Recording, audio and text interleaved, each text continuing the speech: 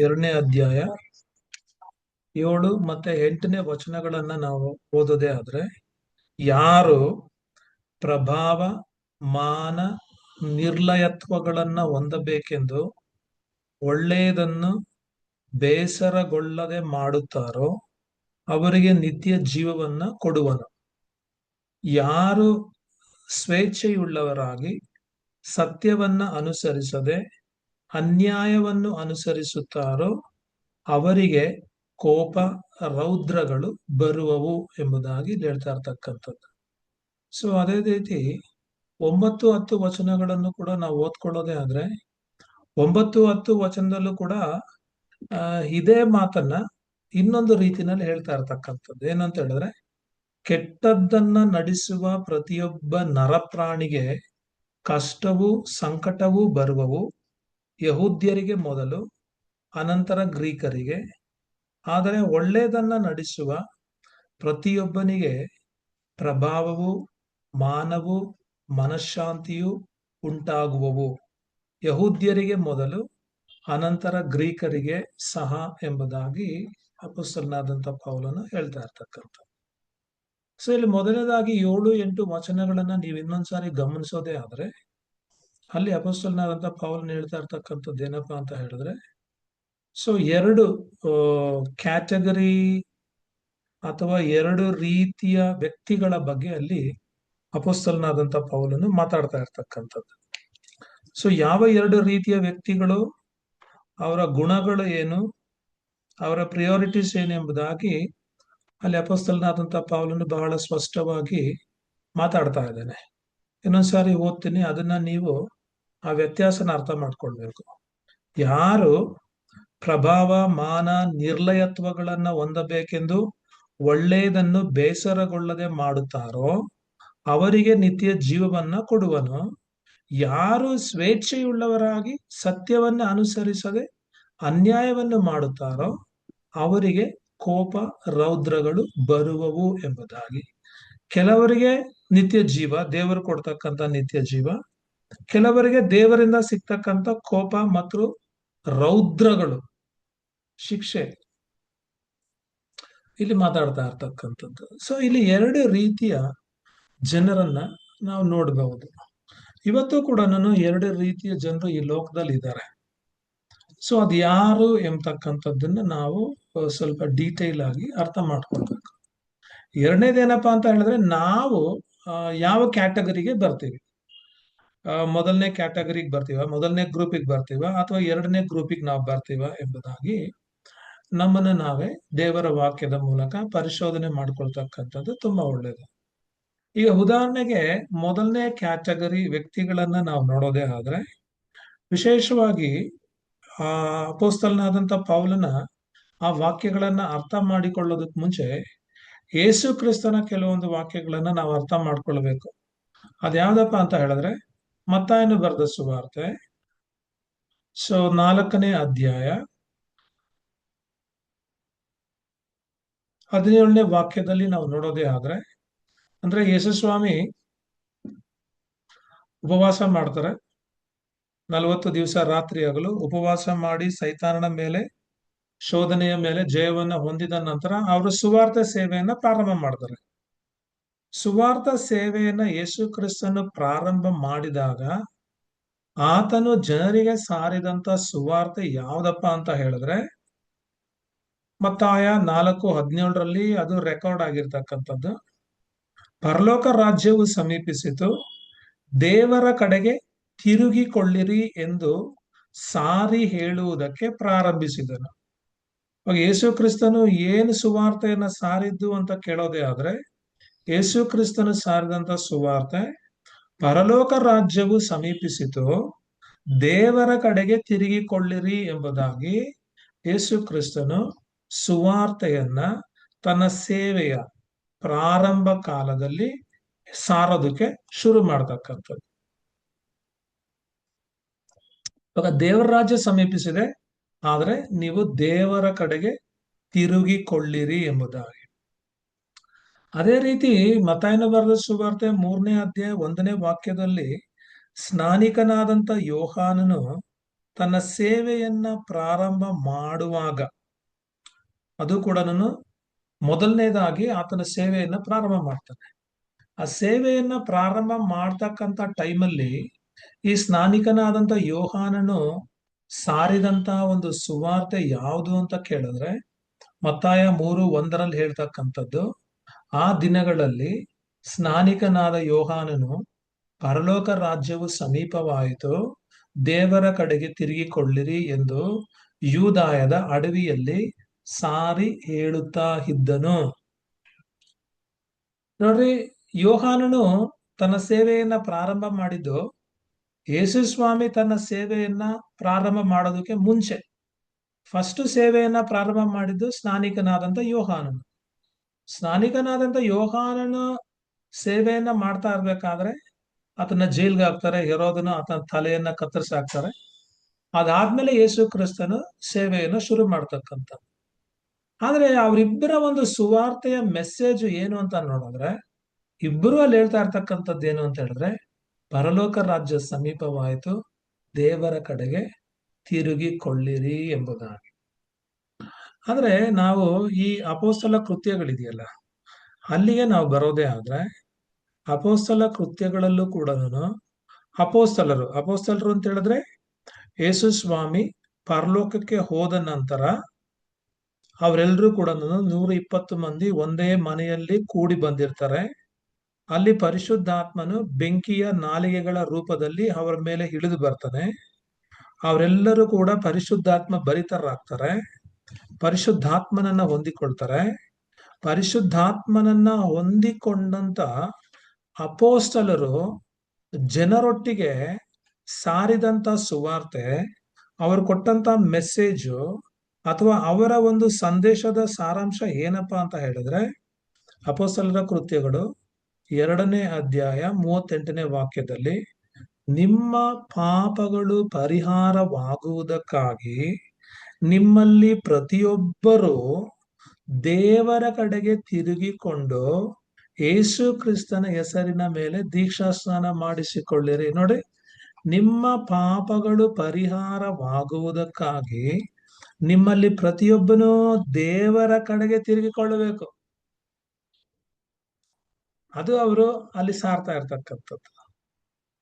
So 3:19 ನಾವು ನೋಡೋದೇ ಆದ್ರೆ, ಮತ್ತೆ ಅಲ್ಲಿ ಅಪೋಸ್ತಲರು ಸಾರ್ತಕ್ಕಂಥ ಸುವಾರ್ತೆ, ಆದುದರಿಂದ ದೇವರು ನಿಮ್ಮ ಪಾಪಗಳನ್ನು ಅಳಿಸಿ ಬಿಡುವ ಹಾಗೆ ನೀವು ಪಶ್ಚಾತ್ತಾಪ ಪಟ್ಟು ಆತನ ಕಡೆಗೆ ತಿರುಗಿಕೊಳ್ಳಿರಿ ಎಂಬುದಾಗಿ ಹೇಳ್ತಾ ಇರ್ತಕ್ಕಂಥದ್ದು.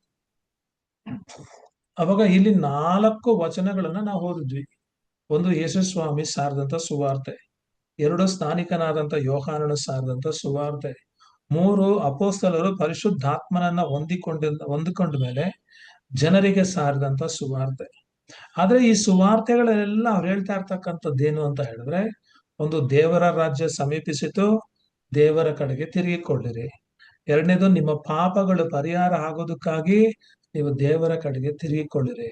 3ನೇದು, ನೀವು ಪಶ್ಚಾತ್ತಾಪ ಪಟ್ಟು ದೇವರ ಕಡೆಗೆ ತಿರುಗಿಕೊಳ್ಳಿರಿ ಎಂಬುದಾಗಿ.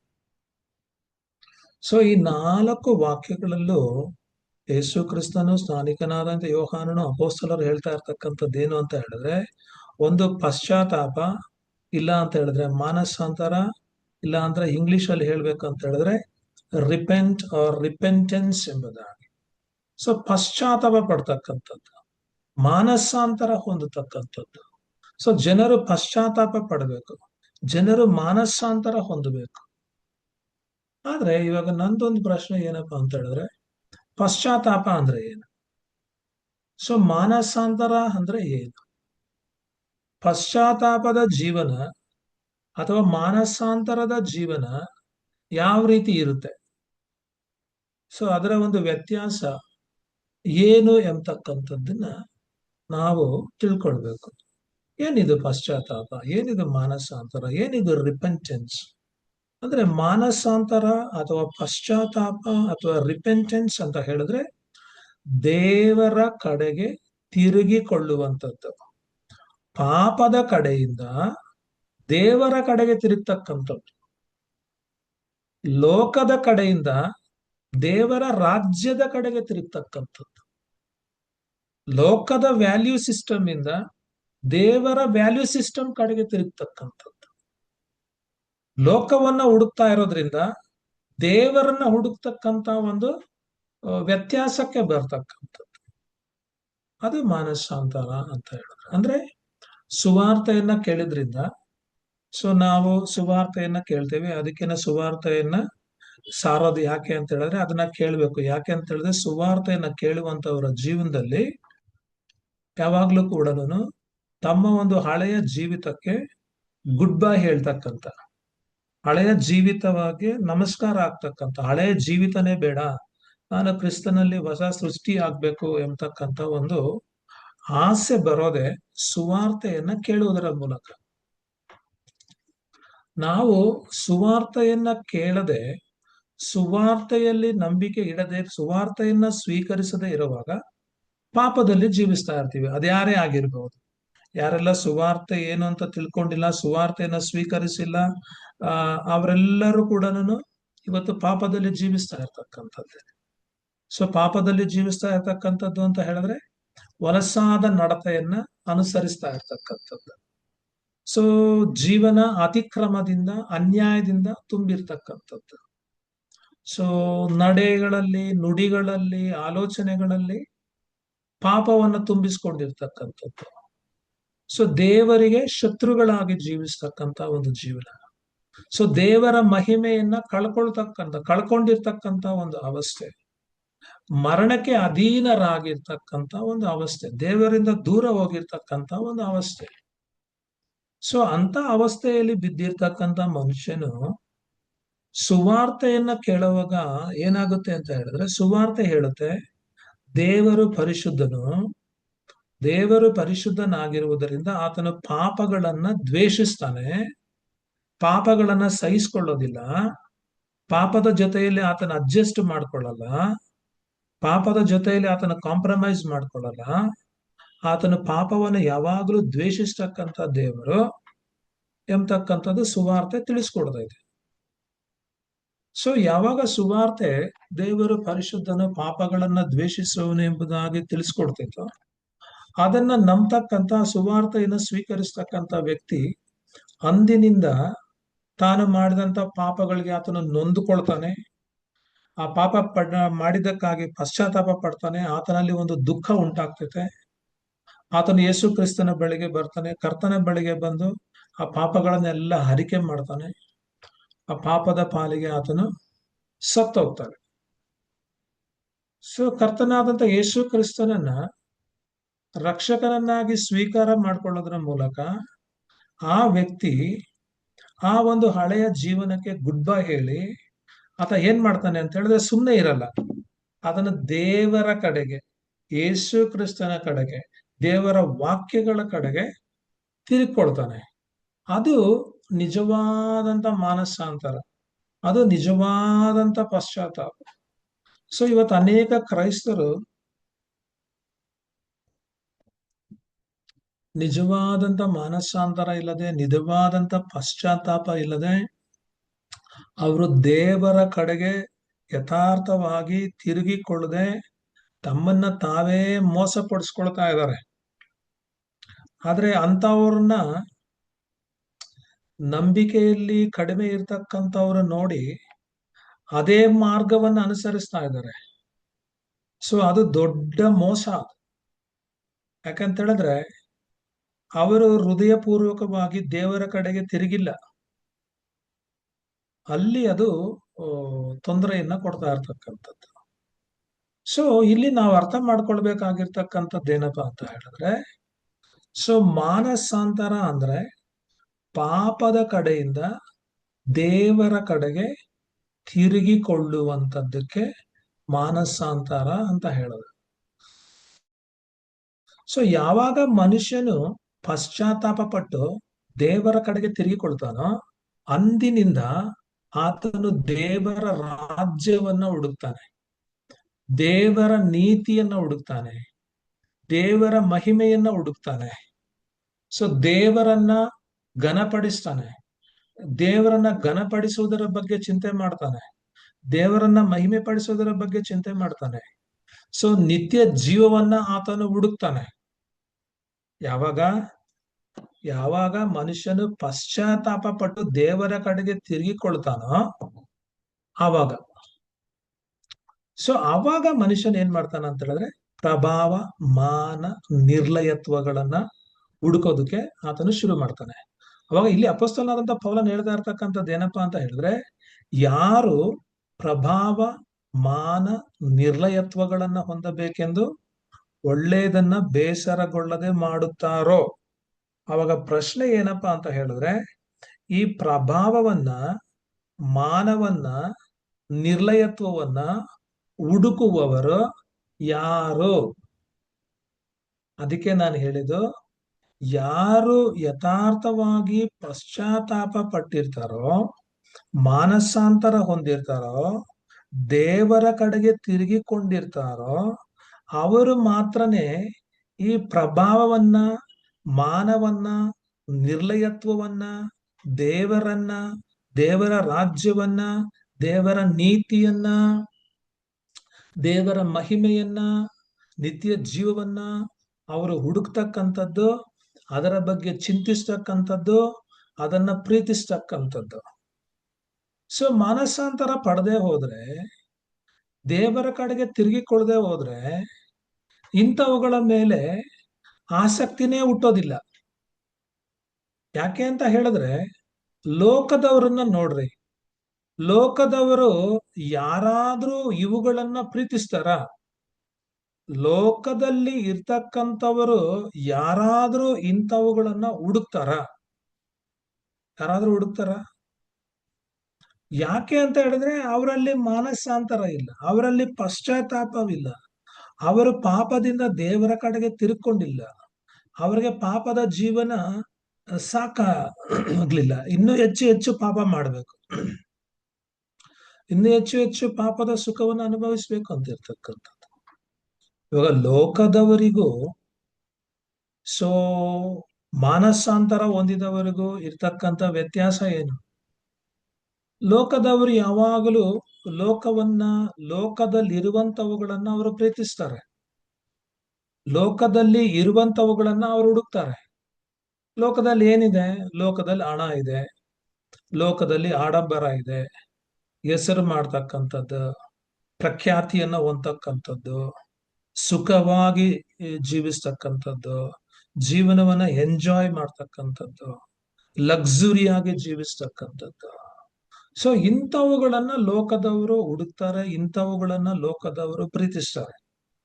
ಸೊ ಅವರು ಇಂಥವುಗಳನ್ನ ಹುಡುಕ್ತಕ್ಕಂಥದ್ದು, ಇಂಥವುಗಳನ್ನ ಪ್ರೀತಿಸ್ತಕ್ಕಂಥದ್ದು ಮಾತ್ರ ಅಲ್ಲ, ಅವರು ಅನೇಕ ಪಾಪಗಳ ಹಿಂದೆ ಹೋಗ್ತಾರೆ, ಪಾಪಗಳಿಂದ ಸುತ್ತಕೊಳ್ತಾರೆ, ಪಾಪದ ಬಂಧನಗಳಲ್ಲಿ ಅವರು ಮುಳುಗಿರ್ತಾರೆ. ಸೊ ಲೋಕದವರು ತಮ್ಮ ಪಾಪಗಳಿಗೆ ಮಾನಸಾಂತರ ಹೊಂದದೇ ಇರ್ತಕ್ಕಂಥವ್ರು. ಲೋಕದವ್ರು ಯಾರು? ಲೋಕದವ್ರು ಯಾರು ಅಂತ ಹೇಳಿದ್ರೆ, ತಮ್ಮ ಪಾಪಗಳಿಗೋಸ್ಕರ ಪಶ್ಚಾತ್ತಾಪ ಪಟ್ಟು ಮಾನಸಾಂತರ ಹೊಂದಿ ದೇವರ ಕಡೆಗೆ ತಿರುಗಿಕೊಳ್ಳದೆ ಇರುವವರೆಲ್ಲರೂ ಕೂಡ ಲೋಕದವರು. ಅವರು ಕ್ರೈಸ್ತರಾಗಿರ್ಬೋದು, ಕ್ರೈಸ್ತರಲ್ಲದೆ ಇರುವವರಾಗಿರ್ಬೋದು, ಅವರೆಲ್ಲರೂ ಕೂಡ ಲೋಕದವರೇನೆ. ಅನೇಕ ಜನರು ಕ್ರೈಸ್ತರು ಕ್ರೈಸ್ತರು ಅಂತ ಹೇಳ್ಕೊಳ್ತಾರೆ, ಆದರೆ ಅವರೆಲ್ಲರೂ ಕೂಡ ಲೋಕದವರೇನೆ. ಯಾಕಂದ್ರೆ ಅವರು ಲೋಕದವ್ರು ಯಾವ ತರ ಜೀವಿಸ್ತಾರೋ ಇವರು ಕೂಡ ಅದೇ ತರ ಜೀವಿಸ್ತಾರೆ, ಲೋಕದವ್ರು ಯಾವ ತರ ಮಾತಾಡ್ತಾರೋ ಇವರು ಕೂಡ ಅದೇ ತರ ಮಾತಾಡ್ತಾರೆ. ಸೊ ಅದರಿಂದ ಅವರು ಲೋಕದವರೇ. ಸೊ ಇವ್ರು ಯಾರು ಕೂಡ, ಈ ಲೋಕದವ್ರು ಯಾರು ಕೂಡ ದೇವರ ರಾಜ್ಯವನ್ನ, ದೇವರ ನೀತಿಯನ್ನ, ದೇವರ ಘನತೆಯನ್ನ, ದೇವರ ಮಹಿಮೆಯನ್ನ, ನಿತ್ಯ ಜೀವವನ್ನ, ನಿರ್ಲಯತ್ವವನ್ನ ಹುಡುಕುವವರಲ್ಲ. ಇವರು ಪ್ರಭಾವವನ್ನ ಹುಡುಕುವವರಲ್ಲ, ಮಾನವನ್ನ ಹುಡುಕುವವರಲ್ಲ, ನಿತ್ಯ ಜೀವವನ್ನ ಹುಡುಕುವವರಲ್ಲ. ಸೊ ಇವ್ರು ಯಾರು ಅಂತ ಹೇಳಿದ್ರೆ, ಇವರು ಸ್ವೇಚ್ಛೆಯುಳ್ಳವರಾಗಿ ಜೀವಿಸುವವರು. ವಾಕ್ಯ ಹೇಳ್ತಕ್ಕಂಥದ್ದೇನು ಅಂತ ಹೇಳಿದ್ರೆ, ಸತ್ಯವನ್ನ ಅನುಸರಿಸದೆ ಅನ್ಯಾಯವನ್ನ ಅನುಸರಿಸುವವರು. ಆದ್ರಿಂದ ಅವರ ಜೀವನದಲ್ಲಿ ಯಾವಾಗಲೂ ದೇವರ ಕೋಪ, ದೇವರ ರೌದ್ರಗಳು ಅವರಿಗೆ ಬರ್ತವೆ ಎಂಬುದಾಗಿ ಇಲ್ಲಿ ಹೇಳ್ತಾ ಇರ್ತಕ್ಕಂಥದ್ದು. ಸೊ ಆದ್ರೆ ಯಾರೆಲ್ಲ ದೇವರ ಬಳಿಯಲ್ಲಿ ಬಂದು ದೇವರ ಹತ್ರ, ಸ್ವಾಮಿ ಕರ್ತನೆ, ನೀನು ನನ್ನನ್ನ ನಿತ್ಯ ಜೀವವನ್ನ ಹೊಂದಿಕೊಳ್ಳೋದಕ್ಕೋಸ್ಕರವಾಗಿ ಕರೆಯಲ್ಪಟ್ಟಿದ್ದಿ. ಆದದ್ದರಿಂದ ದೇವರೇ, ನಾನು ನಿರ್ಲಯತ್ವವನ್ನ ಹುಡುಕ್ತೀನಿ ಸ್ವಾಮಿ, ನಾನು ಪ್ರಭಾವವನ್ನ ಹುಡುಕ್ತೀನಿ ಸ್ವಾಮಿ, ಮಾನವಾದದ್ದನ್ನ, ಘನತೆಯುಳ್ಳದನ್ನ ನಾನು ಹುಡುಕ್ತೀನಿ ಸ್ವಾಮಿ ಅಂತ ಹೇಳಿ ಯಾರೆಲ್ಲ ಹೇಳಿ ಅದಕ್ಕೋಸ್ಕರವಾಗಿ ತವಕ ಪಡ್ತಾರೋ, ಅದನ್ನ ಹುಡುಕ್ತಾರೋ, ಅವರಿಗೆ ದೇವ್ರು ಹೇಳ್ತಕ್ಕಂಥದ್ದೇನು ಅಂತ ಹೇಳಿದ್ರೆ, ನಾನು ನಿತ್ಯ ಜೀವವನ್ನ ಕೊಡ್ತೇನೆ ಎಂಬುದಾಗಿ ಹೇಳ್ತಾ ಇರ್ತಕ್ಕಂಥದ್ದು. ಸೊ ಅದರಿಂದ ನಿತ್ಯ ಜೀವಕ್ಕೆ ಯಾರು ಪಾತ್ರರು? ನಿತ್ಯ ಜೀವವನ್ನ ಹೊಂದ್ಕೊಳ್ತಕ್ಕಂಥವ್ರು ಯಾರು? ನಿತ್ಯ ಜೀವ ಯಾರಿಗ್ ಸಿಗ್ತೈತೆ? ಈಗ ಇಲ್ಲೇನು ಅಂತ ಹೇಳಿದ್ರೆ, ನಿತ್ಯ ಜೀವ ಅಂದರೆ ಏನು ಅದು ಬೇರೆ ವಿಷಯ. ನಿತ್ಯ ಜೀವ ಅಂದ್ರೆ ಏನು ಅಂತ ಹೇಳಿ ನಾವಿಲ್ಲಿ ಮಾತಾಡ್ತಾ ಇಲ್ಲ. ಆದ್ರೆ ಇಲ್ಲಿ ಹೇಳ್ತಾ ಇರ್ತಕ್ಕಂಥದ್ದು ಏನು ಅಂತ ಹೇಳಿದ್ರೆ, ನಿತ್ಯ ಜೀವಕ್ಕೆ ಯಾರು ಬಾಧ್ಯರು, ನಿತ್ಯ ಜೀವವನ್ನ ಯಾರು ಪಡ್ಕೊಳ್ತಾರೆ, ನಿತ್ಯ ಜೀವವನ್ನ ಯಾರು ಹೊಂದಿಕೊಳ್ತಾರೆ ಎಂಬುದಾಗಿ ಅಪೊಸ್ತಲನಾದಂಥ ಪೌಲನು ಇಲ್ಲಿ ಬಹಳ ಸ್ಪಷ್ಟವಾಗಿ ಹೇಳ್ತಾ ಇರ್ತಕ್ಕಂಥದ್ದು. ಆದ್ರೆ ನಾವು 1ರಿಂದ 6ರವರೆಗೆ ಇರ್ತಕ್ಕಂಥ ವಚನಗಳನ್ನ ಕಳೆದ ಸಾರಿ ಕಲ್ತ್ವಿ.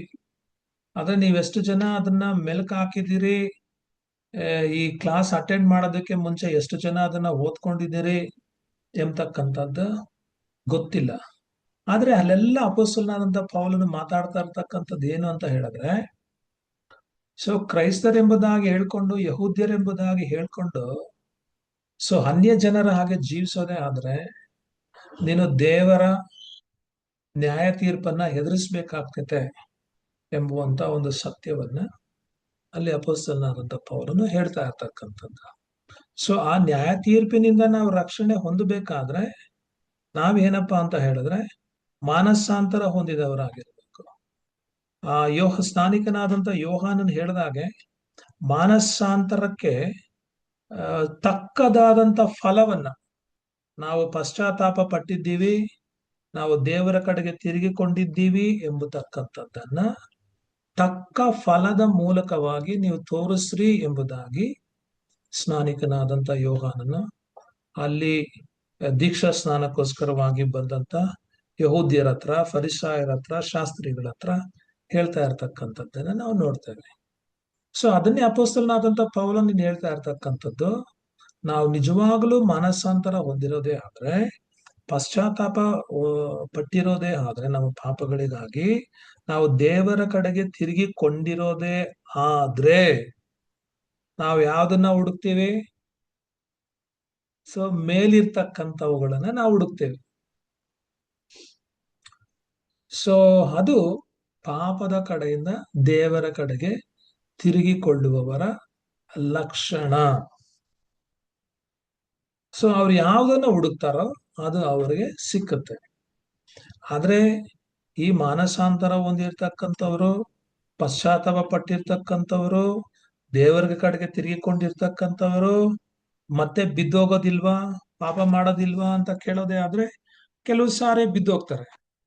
ಆದ್ರೆ ಅವ್ರು ಬಿದ್ದೋದಾಗ್ಲೂ ಕೂಡ ಅವರಲ್ಲಿ ಒಂದು ಸಿನ್ಸಿಯರ್ ಆಗಿರ್ತಕ್ಕಂಥ, ಯಥಾರ್ಥವಾದಂತ, ನಿಷ್ಕಪಟವಾದಂತ ಒಂದು ಆಸೆ ಇರುತ್ತೆ. ಏನಂತ ಹೇಳಿದ್ರೆ, ಅವ್ರು ಯಾವಾಗಲೂ ದೇವರಿಗಾಗಿ ತವಕ ಪಡ್ತಕ್ಕಂಥವ್ರು, ದೇವರನ್ನ ಹುಡುಕುವಂತವರಾಗಿರ್ತಾರೆ.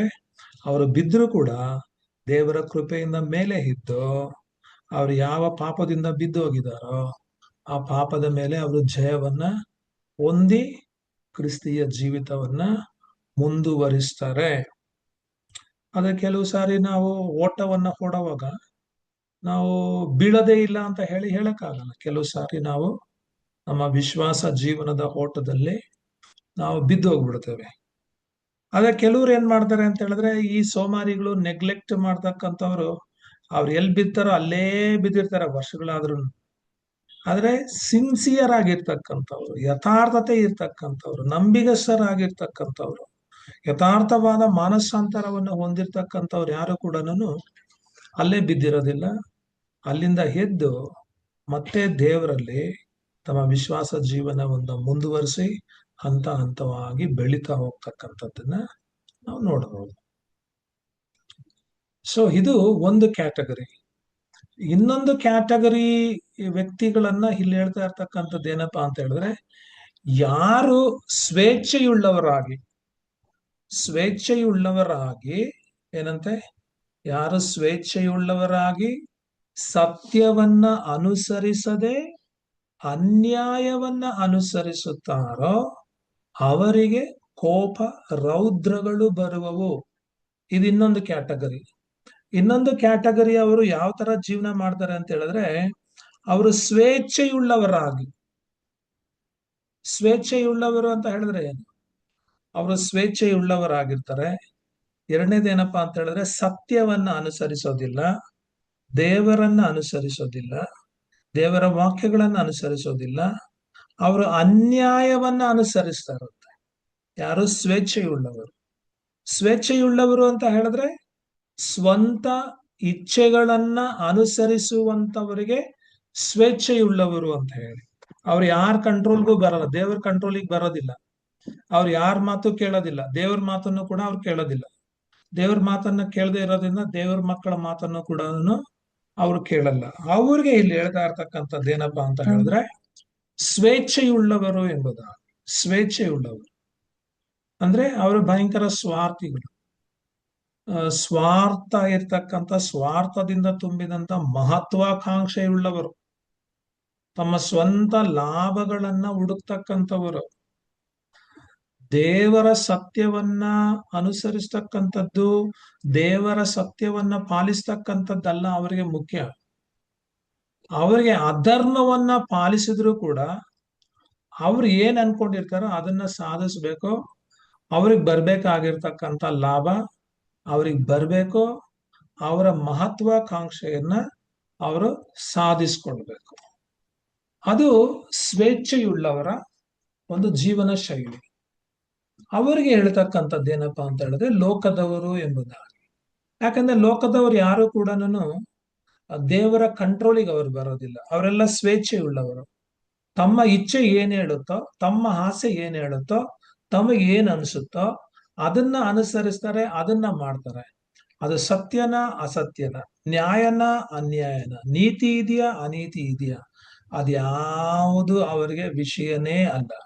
ಅವ್ರ ವಿಷಯ ಏನಪ್ಪಾ ಅಂತ ಹೇಳಿದ್ರೆ, ನಾನ್ ಲಾಭ ಪಡ್ಕೊಳ್ಬೇಕು ಅಂತ ಹೇಳಿ ಅಷ್ಟೇ.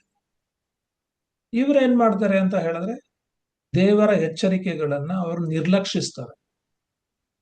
ಸೊ ಅವರು ಪಾಪ ಆದ್ರೂ ಕೂಡ ಅದರಲ್ಲೇ ಮುಂದುವರಿಯೋದಕ್ಕೆ ಹೆಚ್ಚು ಆಸಕ್ತಿಯನ್ನು ತೋರಿಸ್ತಾರೆ. ಯಾರೆಲ್ಲ ದೇವರ ಒಂದು ಎಚ್ಚರಿಕೆಗಳನ್ನ ನಿರ್ಲಕ್ಷಿಸ್ತಾರೋ, ಸೊ ದೇವರ ವಾಕ್ಯಕ್ಕೆ ಅವಿಧೇಯರಾಗ್ತಾರೋ, ಅವರೆಲ್ಲರೂ ಕೂಡ ಪಾಪದಲ್ಲಿ ಮುಂದುವರಿತಾರೆ. ಅವಾಗ ಪಾಪದಲ್ಲಿ ಮುಂದುವರಿಯುವವರು ಯಾರು ಅಂತ ಕೇಳಿದ್ರೆ, ದೇವರ ಎಚ್ಚರಿಕೆಗಳನ್ನ ನಿರ್ಲಕ್ಷಿಸುವವರು ಪಾಪದಲ್ಲಿ ಮುಂದುವರಿಯುವಂತವರು. ಸೊ ದೇವರ ವಾಕ್ಯಗಳನ್ನ ಅನುಸರಿಸದೆ ಇರುವವರು ಪಾಪದಲ್ಲಿ ಮುಂದುವರಿಯುವವರು ಎಂಬುದಾಗಿ. ಹಾಗಿರೋದೇ ಆದ್ರೆ ಅವರಿಗೆ ಏನು ಸಿಗುತ್ತೆ ಅಂತ ಹೇಳಿದ್ರೆ, ಅವರಿಗೆ ದೇವರ ಕೋಪ ಮತ್ತೆ ದೇವರ ಒಂದು ರೌದ್ರ ಅವ್ರ ಮೇಲೆ ಬರುತ್ತೆ ಎಂಬುದಾಗಿ ಇಲ್ಲಿ ಹೇಳ್ತಾ ಇರ್ತಕ್ಕಂಥದ್ದು. ಅಂದ್ರೆ ವಾಕ್ಯ ಹೇಳೋದೇನಂತ ಹೇಳಿದ್ರೆ 8-9, ಕೆಟ್ಟದ್ದನ್ನ ನಡೆಸುವ ಪ್ರತಿಯೊಬ್ಬ ನರಪ್ರಾಣಿಗೆ ಕಷ್ಟವೂ ಸಂಕಟವೂ ಬರುವುದು. ಅದು ಮೊದಲು ಯಹೂದ್ಯರಿಗೆ, ಅನಂತರ ಗ್ರೀಕರಿಗೆ ಸಹ. ಅದೇ ರೀತಿ ಒಳ್ಳೆಯದನ್ನ ನಡೆಸುವ ಪ್ರತಿಯೊಬ್ಬನಿಗೆ ಪ್ರಭಾವವು, ಮಾನವು, ಮನಃಶಾಂತಿಯೂ ಉಂಟಾಗುವು. ಯಹೂದ್ಯರಿಗೆ ಮೊದಲು, ಅನಂತರ ಗ್ರೀಕರಿಗೆ ಎಂಬುದಾಗಿ ಇಲ್ಲಿ ಹೇಳ್ತಾ ಇರ್ತಕ್ಕಂಥದ್ದು. ಇಲ್ಲಿ ಹೇಳೋದೇನು ಅಂತ ಹೇಳಿದ್ರೆ, ಮಾನಸಾಂತರ ಹೊಂದದೆ, ದೇವರ ಕಡೆಗೆ ತಿರುಗಿಕೊಳ್ಳದೆ, ಪಾಪಗಳಿಗಾಗಿ ದುಃಖ ಪಡದೆ, ಮಾನಸಾಂತರ ಹೊಂದದೆ ಸ್ವ ಇಚ್ಛೆಯನ್ನ ಅನುಸರಿಸಿ ಲೋಕದವರಾಗಿ ಜೀವಿಸೋದೇ ಆದ್ರೆ ಆ ರೀತಿ ಜೀವಿಸುವಂತ ಪ್ರತಿಯೊಬ್ಬ ವ್ಯಕ್ತಿಗೂ ಕಷ್ಟ ಸಂಕಟ ಬಂದೇ ಬರುತ್ತೆ. ಅವರ ಮೇಲೆ ದೇವರ ಕೋಪ ಇರುತ್ತೆ. ದೇವರ ರೌದ್ರ ಅವರ ಮೇಲೆ ಇಳಿದು ಬರ್ತೈತೆ ಎಂಬುದಾಗಿ ಇಲ್ಲಿ ಹೇಳ್ತಾ ಇರ್ತಕ್ಕಂಥದ್ದು. ಆದ್ರೆ ಯಾರೆಲ್ಲ ಪಶ್ಚಾತ್ತಾಪ ಪಟ್ಟು ಮಾನಸಾಂತರ ಹೊಂದಿ ದೇವರ ಕಡೆಗೆ ತಿರುಗಿಕೊಂಡು ಒಳ್ಳೇದನ್ನ ಮಾಡ್ತಾರೋ, ಸೊ ಅಂದ್ರೆ ಪ್ರಭಾವ ಮಾನ ನಿರ್ಲಯತ್ವಗಳನ್ನ ಯಾರೆಲ್ಲ ಫಾಲೋ ಮಾಡ್ತಾರೋ ಆ ಫಾಲೋ ಮಾಡ್ತಕ್ಕಂಥ ಪ್ರತಿಯೊಬ್ಬ ವ್ಯಕ್ತಿಗೂ ಪ್ರಭಾವ ಮಾನ ಮನಃಶಾಂತಿ ಉಂಟಾಗುತ್ತಂತೆ. ಸೊ ನಾವ್ ಯಾವ್ದು ಬೇಕೋ ಅದನ್ನ ಆರಿಸ್ಕೊಳ್ಬಹುದು. ನಾವು ಲೋಕದವರಾಗಿ ಕೂಡ ಜೀವಿಸಬಹುದು, ದೇವರ ಕಡೆಗೆ ತಿರುಗಿಕೊಂಡವರಾಗಿ ಕೂಡ ಜೀವಿಸಬಹುದು. ಸೊ ಪಾಪದಲ್ಲಿ ಜೀವಿಸಬಹುದು, ಕ್ರಿಸ್ತನಲ್ಲಿ ಕೂಡ ಜೀವಿಸಬಹುದು. ಸೊ ಯಾರು ಯಾವುದನ್ನ ಅನುಸರಿಸಿ ಜೀವಿಸ್ತಾರೋ ಅದರ ಒಂದು ಇಫೆಕ್ಟ್, ಅದರ ಒಂದು ನೇಚರ್, ಅದರ ಒಂದು ಕ್ಯಾರೆಕ್ಟರ್ ಅವರ ಜೀವನದಲ್ಲಿ ಇರುತ್ತೆ ಎಂಬತಕ್ಕಂಥದ್ದನ್ನ ಅಪೊಸ್ತಲನಾದಂಥ ಪೌಲನು ಹೇಳ್ತಾ ಇರ್ತಕ್ಕಂಥದ್ದು. ಮೊದಲು ಯಹೂದ್ಯರು, ಅನಂತರ ಗ್ರೀಕರು, ಯಾವುದೇ ಆಗಿರಬಹುದು. ಮೊದಲು ಯಹೂದ್ಯರು, ಅನಂತರ ಗ್ರೀಕರು. ಸೊ ಶಿಕ್ಷೆ ಕೊಡೋದೇ ಆದ್ರೆ ಮೊದಲು ಯಹೂದ್ಯರಿಗೆ ಶಿಕ್ಷೆ, ಆಮೇಲೆನೆ ಗ್ರೀಕರಿಗೆ. ಗ್ರೀಕರು ಅಂತ ಹೇಳಿದ್ರೆ ಅನ್ಯ ಜನರು. ಯಾಕೆ ಮೊದಲು ಯಹೂದ್ಯರು ಅಂತ ಕೇಳೋದೇ ಆದ್ರೆ ದೇವರ ವಾಕ್ಯ ಮೊದಲು ಸಿಕ್ಕಿದ್ದು ಯಹೂದ್ಯರಿಗೆನೆ, ಅನ್ಯ ಜನರಿಗಲ್ಲ. ಸೊ ದೇವರ ಸುವಾರ್ತೆಯನ್ನ ಫಸ್ಟ್ ಟೈಮ್ ಕೇಳೋದಕ್ಕೆ ಅವಕಾಶ ಸಿಕ್ಕಿದ್ದು ಯಹೂದ್ಯರಿಗೆನೆ. ದೇವರ ವಾಕ್ಯಗಳನ್ನ ಅರ್ಥ ಮಾಡಿಕೊಳ್ತಕ್ಕಂಥ ಅವಕಾಶಗಳು, ಅದರ ಎಲ್ಲಾ ಪ್ರಯೋಜನಗಳನ್ನ, ಆಶೀರ್ವಾದಗಳನ್ನ ಪಡೆದುಕೊಳ್ತಕ್ಕಂಥ ಪ್ರಯೋಜನಗಳು ಡೈರೆಕ್ಟ್ ಆಗಿ ಸಿಕ್ಕಿದ್ದು ಯಹೂದ್ಯರಿಗೆ. ಅದ್ರಿಂದನೇ ಒಳ್ಳೇದಾಗ್ಲಿ ಕೆಟ್ಟದ್ದಾಗ್ಲಿ, ಸೊ ದೇವರ ಆಶೀರ್ವಾದ ಇರ್ಲಿ, ದೇವರ ನ್ಯಾಯ ತೀರ್ಪು ಇರ್ಲಿ, ಫಸ್ಟ್ ಯಹೂದ್ಯರಿಗೆ, ಆಮೇಲೆ ಅನ್ಯ ಜನರಿಗೆ ಎಂಬುದಾಗಿ ಇಲ್ಲಿ ಅಪೊಸ್ತಲನಾದಂಥ ಪೌಲನು ಹೇಳ್ತಾ ಇರ್ತಕ್ಕಂಥದ್ದು. ಸೊ 11ನೇ ವಾಕ್ಯಕ್ಕೆ ನಾವು ಬರೋದೇ ಆದ್ರೆ 11ನೇ ವಾಕ್ಯದಲ್ಲಿ ಅಪೊಸ್ತಲನಾದಂಥ ಪೌಲನು ಹೇಳ್ತಕ್ಕಂಥದ್ದೇನು ಅಂತ ಹೇಳಿದ್ರೆ, ದೇವರಿಗೆ ಪಕ್ಷಪಾತವಿಲ್ಲ.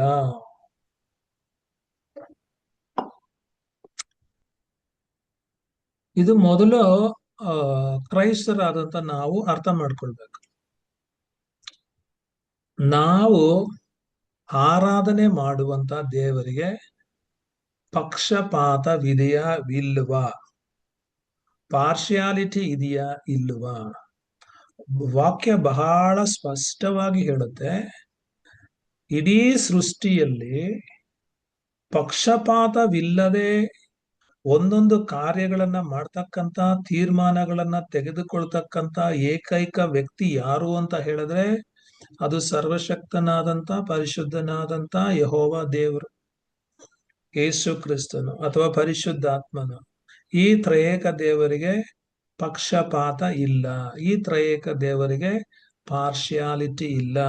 ಯಾಕಂದ್ರೆ 12ನೇ ವಚನದಿಂದ ನಾವು ನೋಡೋದೇ ಆದ್ರೆ ಅಲ್ಲಿ ನ್ಯಾಯ ತೀರ್ಪಿನ ಬಗ್ಗೆ ಅಪೊಸ್ತಲನಾದಂಥ ಪೌಲನು ಮಾತಾಡ್ತಾ ಇರ್ತಕ್ಕಂಥದ್ದು. ಸೊ ಅದರ ಒಂದು ಕಾಂಟೆಕ್ಸ್ಟ್ ಬೇಸ್ ನಲ್ಲಿ ಇಲ್ಲಿ ಹೇಳ್ತಾ ಇರ್ತಕ್ಕಂಥದ್ದು ಏನಪ್ಪಾ ಅಂತ ಹೇಳಿದ್ರೆ, ದೇವರಿಗೆ ಪಕ್ಷಪಾತ ಇಲ್ಲ ಎಂಬುದಾಗಿ. ಆದ್ರೆ ನೀವು ಕ್ರೈಸ್ತರನ್ನ ನೋಡ್ರಿ, ಕ್ರೈಸ್ತ ಸಭೆಗಳನ್ನ ನೋಡ್ರಿ, ಅಲ್ಲೆಲ್ಲಾನು 90% ಚರ್ಚ್ಗಳಲ್ಲಿ ನಡೀತಾ ಇರ್ತಕ್ಕಂಥದ್ದು, ಕುಟುಂಬಗಳಲ್ಲಿ ನಡೀತಾ ಇರ್ತಕ್ಕಂಥದ್ದು, ಕ್ರೈಸ್ತರ ಮಧ್ಯದಲ್ಲಿ ನಡೀತಾ ಇರ್ತಕ್ಕಂಥದ್ದೆಲ್ಲನೂ ಪಕ್ಷಪಾತನೆ. ಆದ್ರೆ ಕ್ರೈಸ್ತರು ಆರಾಧನೆ ಮಾಡ್ತಕ್ಕಂಥ ದೇವರಿಗೆ ಪಕ್ಷಪಾತ ಇಲ್ಲ. ಆದ್ರೆ ಕ್ರೈಸ್ತರು ಹೆಂಗೋ ಗೊತ್ತಿದ್ದೋ ಗೊತ್ತಿಲ್ದೇನೋ ಈ ಪಾರ್ಶಿಯಾಲಿಟಿಯ ಒಂದು ಬಲಕ್ಕೆ ಸಿಕ್ಕಾಕೊಂಡ್ಬಿಟ್ಟಿದ್ದಾರೆ. ಎಲ್ಲದಲ್ಲೂ ಪಾರ್ಶಿಯಾಲಿಟಿ ಇದೆ.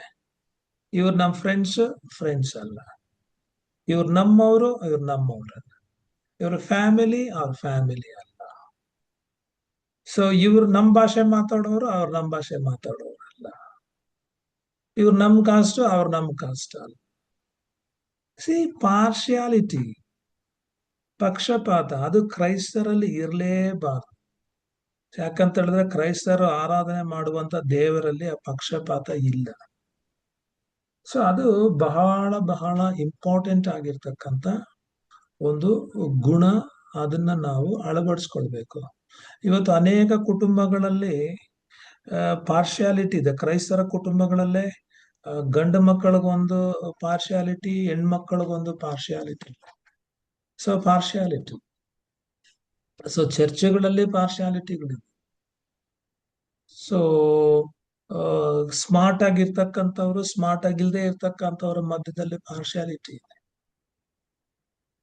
ಆದ್ರೆ ಇಲ್ಲಿ ನಾವು ತಿಳ್ಕೊಳ್ಬೇಕಾಗಿರ್ತಕ್ಕಂಥದ್ದು ಏನಪ್ಪಾ ಅಂತ ಹೇಳಿದ್ರೆ, ಸೊ ಪಾಪಕ್ಕೆ, ಪಾಪ ಇದೆಯಲ್ಲ, ಪಾಪಕ್ಕೆ ಪಾರ್ಶಿಯಾಲಿಟಿ ಇಲ್ಲ,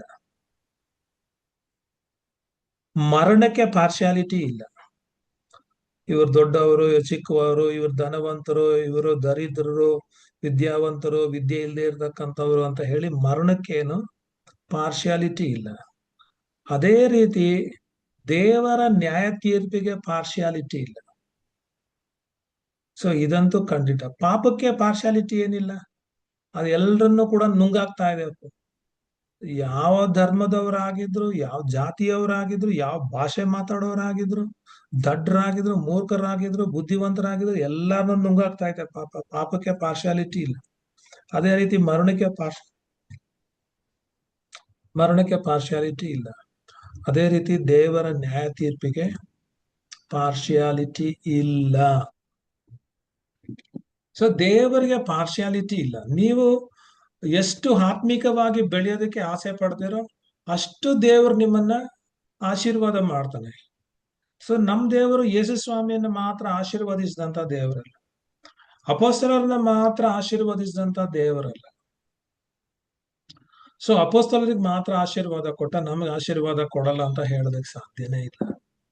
ಅಪೊಸ್ತಲರನ್ನ ಪರಿಶುದ್ಧಾತ್ಮನಿಂದ ತುಂಬಿಸಿದ ನಮ್ಮನ್ನ ಪರಿಶುದ್ಧಾತ್ಮನಿಂದ ತುಂಬಿಸೋದಿಲ್ಲ ಅಂತ ಹೇಳೋದಕ್ಕೆ ಸಾಧ್ಯನೇ ಇಲ್ಲ.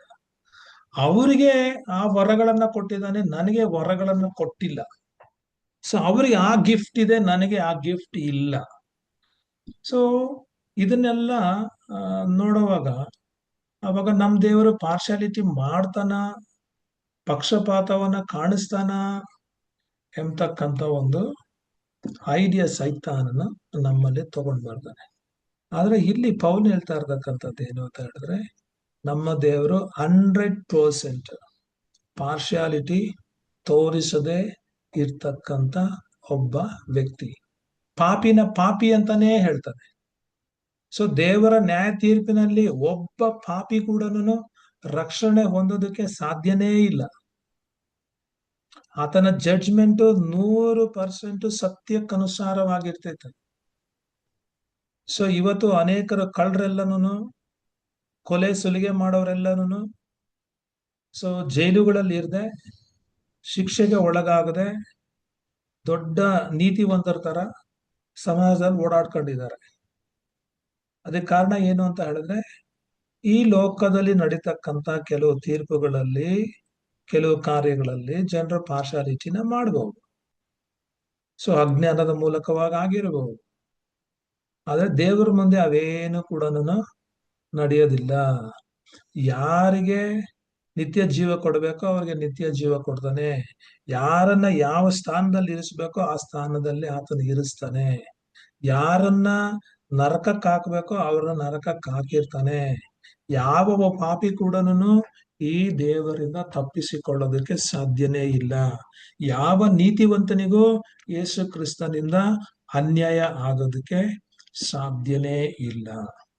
ನಮ್ಮ ದೇವರು ಪಾರ್ಶಿಯಾಲಿಟಿ ಇಲ್ಲದೆ ಇರ್ತಕ್ಕಂಥ ದೇವರು. ಸೊ ಧಾರ್ಮಿಕ ವ್ಯಕ್ತಿಗಳಿಗೂ, ಚರ್ಚ್ಗೆ ಹೋಗೋವ್ರಿಗೂ, ಚರ್ಚ್ಗೆ ಹೋಗದೆ ಇರ್ತಕ್ಕಂಥವ್ರಿಗೆ ಏನ್ ವ್ಯತ್ಯಾಸ ಇಲ್ಲ, ಪಾರ್ಶಾಲಿಟಿ ಇಲ್ಲ. ಕ್ರೈಸ್ತರು ಅಂತ ಹೇಳ್ಬಿಟ್ಟು, ಇವ್ರು ಹಿಂದೂಗಳು ಅಂತ ಹೇಳ್ಬಿಟ್ಟು, ಅವ್ರ ಮುಸ್ಲಿಮ್ಸು ಅಂತ ಹೇಳ್ಬಿಟ್ಟು ದೇವರು ಅದರ ಬೇಸಿಸ್ ಮೇಲೆ ಪಕ್ಷಪಾತವನ್ನ ದೇವರು ಮಾಡೋದಿಲ್ಲ.